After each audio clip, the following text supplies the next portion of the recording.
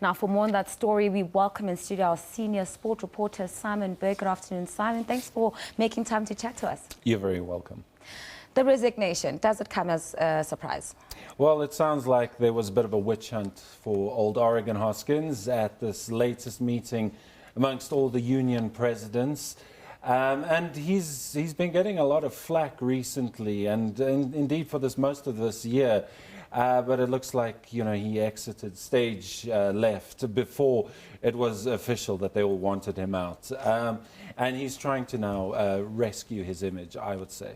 But where does it come from? It's definitely not a sudden thing. It's clearly been something that's been brewing behind closed doors that we maybe hadn't seen coming.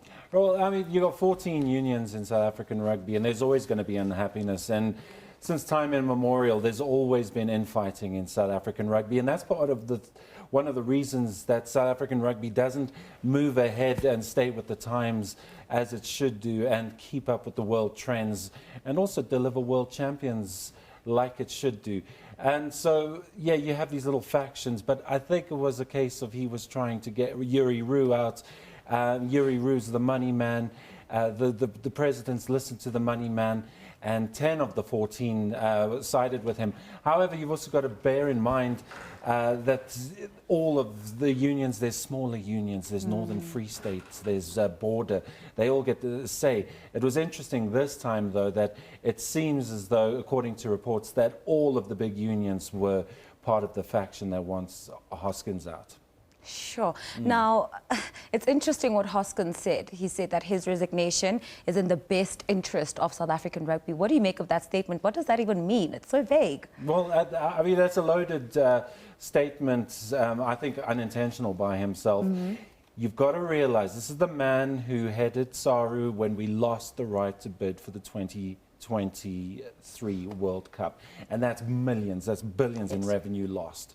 And I don't know how anyone can recover from that.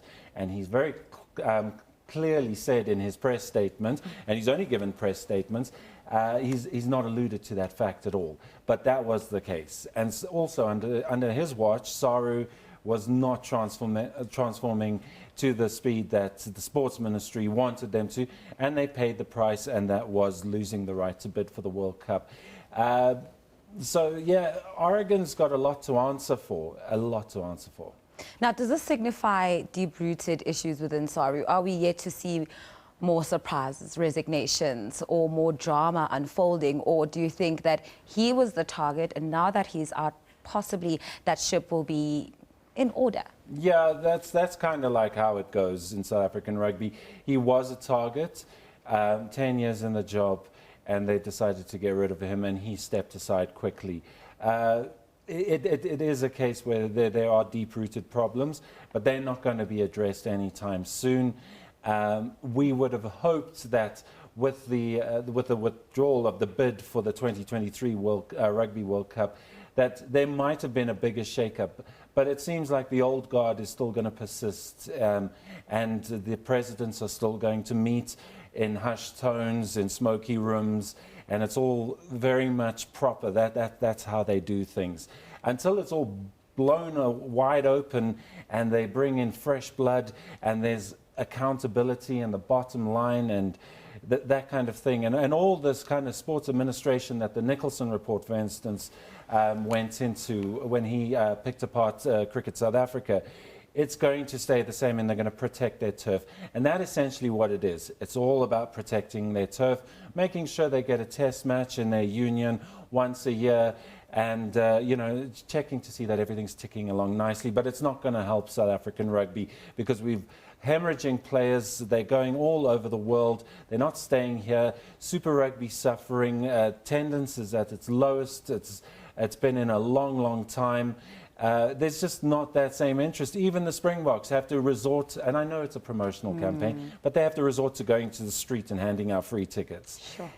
In the past, you didn't get tickets for a Springbok match, especially not the big ones. They were sellout. They haven't sold out in a while. Simon Burke making me shiver in my shoes here, feeling like South African rugby is really in just a lot of trouble. But it is a developing story, and as always, we'll be keeping an eye on it to see how it unfolds and where rugby South Africa will be going from here on.